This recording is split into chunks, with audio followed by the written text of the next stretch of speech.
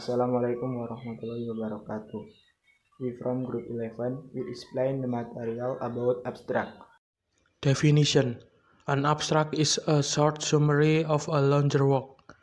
The abstract concisely reports the aims and outcomes of your research so that the readers know exactly what the paper is about. Conditions: write the abstract at the very end. When you have completed the rest of the text, there are 4 things you need to include. 1. Your research problem and objectives. 2. Your methods. 3. Your key results or arguments. 4. Your conclusion. An abstract is usually around 150 to 300 words, but there's often a strict word limit. So make sure to check the requirements of the university or journal. In a dissertation or thesis, include the abstract on a separate page. After the title page and acknowledgement, but before the table of contents. When to write an abstract, you will almost always have to include an abstract when writing a thesis, dissertation, research paper, or submitting an article to an academic journal. In all cases, the abstract is the very last thing you write. It should be a completely independent, self-contained text, not an excerpt copied from your paper dissertation. An abstract should be fully understandable on its own to someone who has not read your full paper or related sources.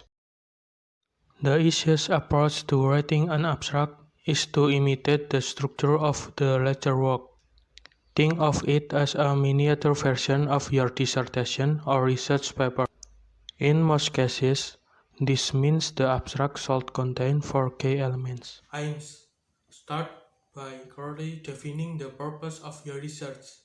You can include some brief context on the social or academic relevance of your topic, but don't go into detailed background information. After identifying the problem, state the objective of your research. This part of the abstract can be written in the present or past simple tense, but should never refer to the future, as the research is already complete. Methods. This part should be a straightforward description of what you did in 1 or 2 sentences. Don't evaluate validity or obstacles here. Results. Next, summarize the main research results. This part of the abstract can be in the present or past simple tense.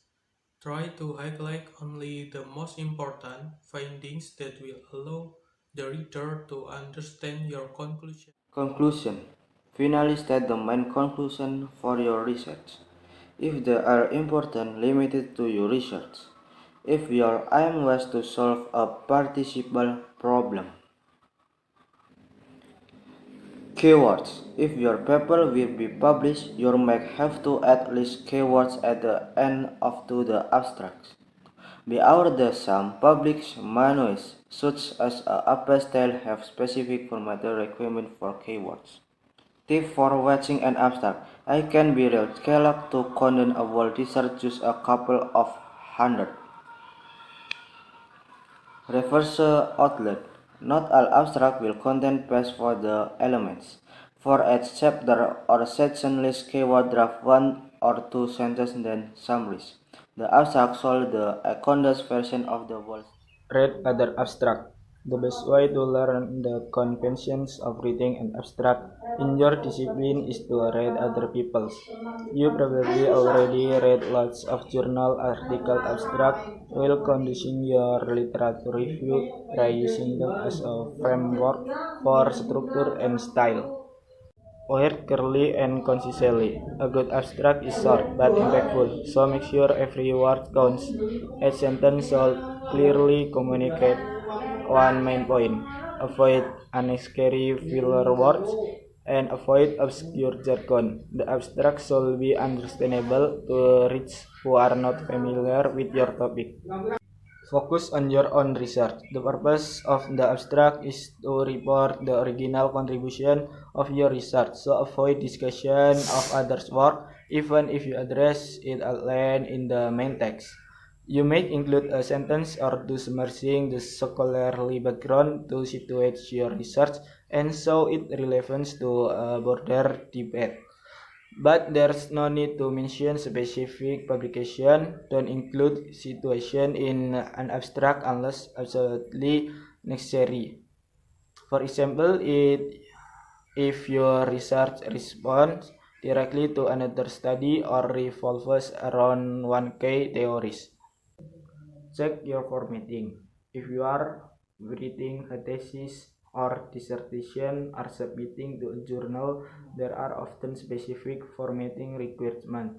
For the abstract, make sure to check on guidelines and format your work correctly. For APA research papers, you can follow the APA abstract format. Always stick to the word limit. If you have not been given any guidelines on the length of the abstract, write no more than one double space back.